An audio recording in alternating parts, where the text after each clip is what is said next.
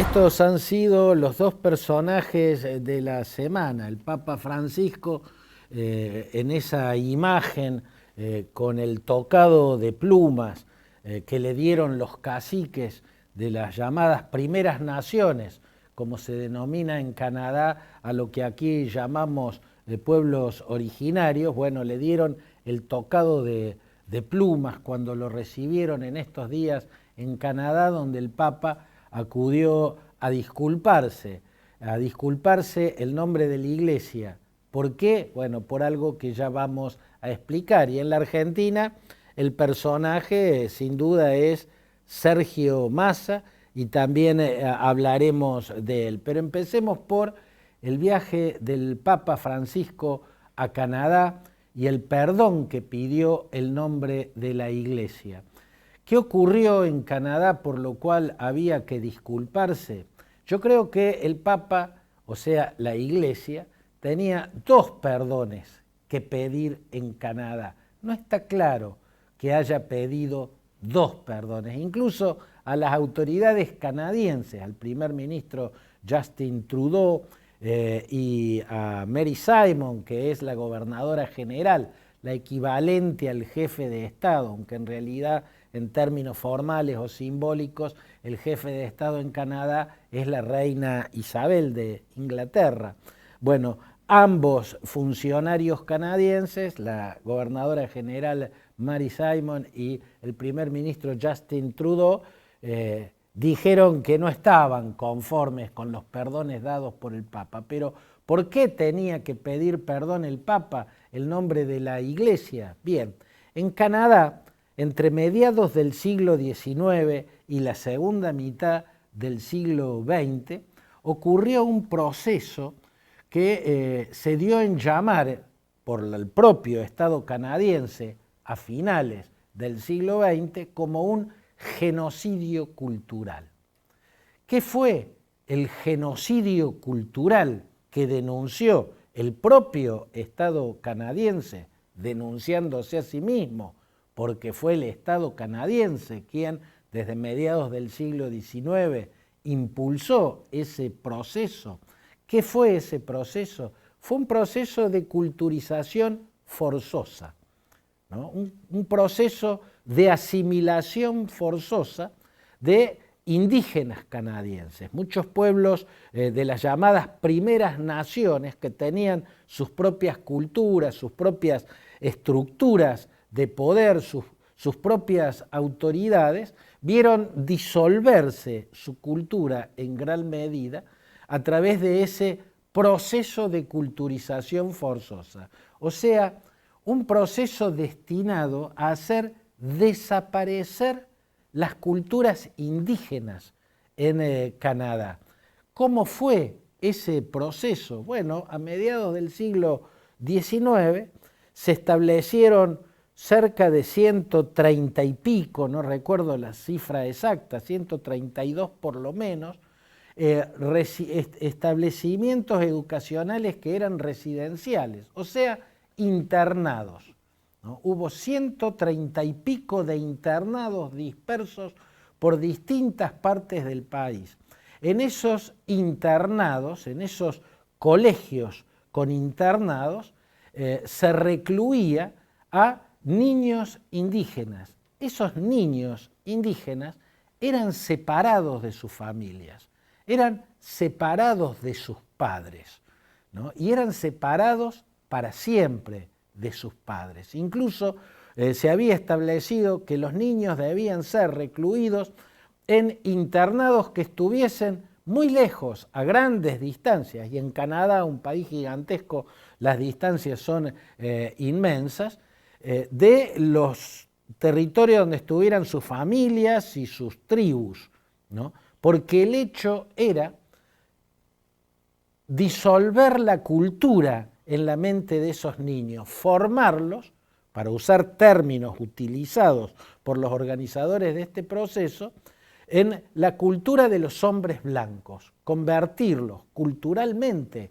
en hombres blancos. O sea, en el siglo XIX, las comunidades europeas de Canadá, que eran la británica y la francesa, unidas en un solo Estado, a través de ese Estado, crearon cientos de establecimientos educacionales que eran internados. En esos internados se recluía a niños indígenas a los que se separaba de sus padres y de sus tribus, ¿no?, para que se formaran como hombres blancos.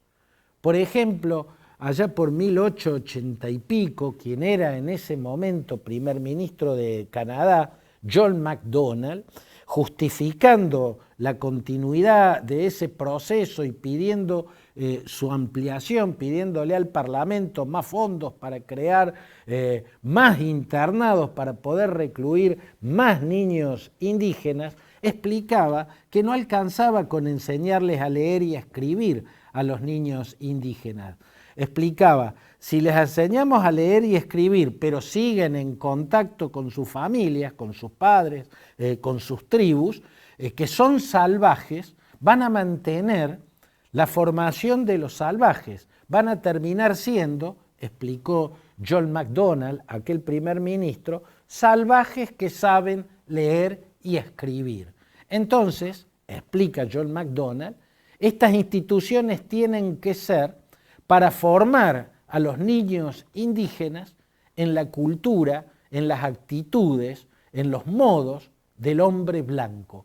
Así lo planteó. Incluso Campbell Scott, que fue un ministro de Asuntos Indígenas ya en el siglo XX, en la década del 20 del siglo XX, también pidió la continuidad reforzada de ese proceso, diciendo que ese proceso de culturización forzosa debía continuar hasta que en Canadá no existiera un solo indio que no haya sido asimilado. O sea, el proceso que sobre finales del siglo XX, a partir del gobierno, creo no equivocarme, del primer ministro Pierre Trudeau, padre del actual primer ministro, denunció el Estado canadiense, denunciándose a sí mismo, como un genocidio cultural. Y ese genocidio cultural contó con la colaboración de instituciones anglicanas y de la Iglesia Católica. La Iglesia Católica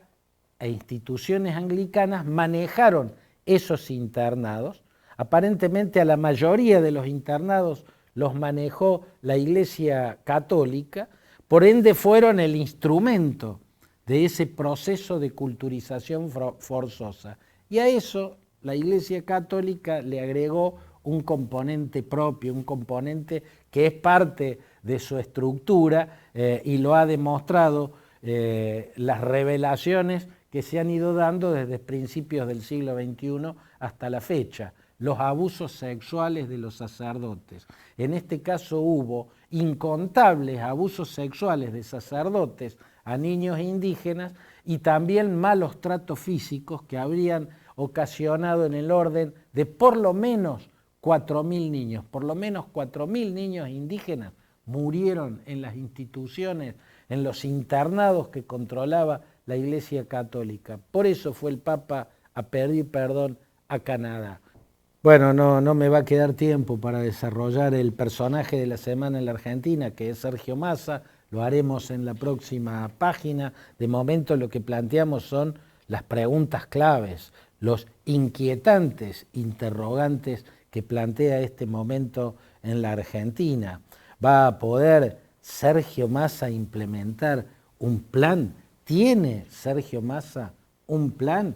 ¿El plan económico de Sergio Massa está aprobado, verdaderamente aprobado por Cristina? No vamos a decir por Alberto Fernández, porque Alberto Fernández ya no tiene poder alguno. Casi nunca lo tuvo, ahora menos que nunca.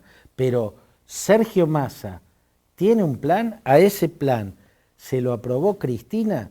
¿Va a llegar existiendo políticamente Sergio Massa al final de este mandato?